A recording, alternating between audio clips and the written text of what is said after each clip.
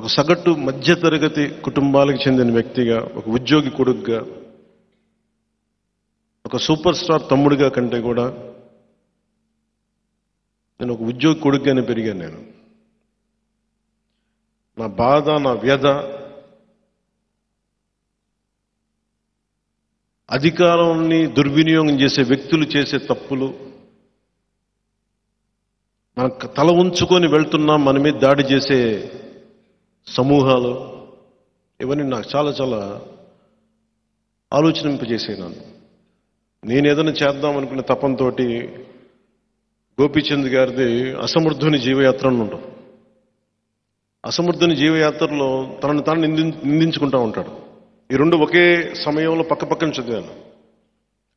ఒక మధ్యతరగతి మనిషి తాలూకు నిస్సహాయత, తన మీద తన కోపం, ఇవన్నీ నేను అనుకొని వీటి నుంచి ఎలా బయటపడాలని ఆలోచించేవాడిని. ఆ వయసులో తప్పించుకోవడానికి యోగ మార్గానికి వెళ్ళాను. తిరుపతిలోకి వెళ్ళి యోగా చేశాను. ఇందాక చెప్పింది, ధైర్యం లేని స్వభావాన్ని ధర్మం అని నమ్మకంతో యోగ మార్గానికి వెళ్ళిపోయాను. అలాంటి సమయంలో మా అన్నయ్య వచ్చి,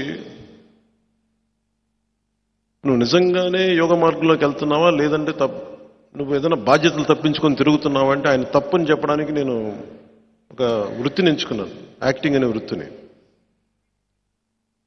కష్టపడ్డాను, నిలబడ్డాను, మీ అందరి అభిమానాన్ని సంపాదించాను.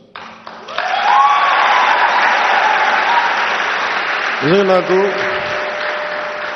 ఒక సగటు మధ్యతరగతి మనిషికి ఏం ఆశలు ఉంటాయి.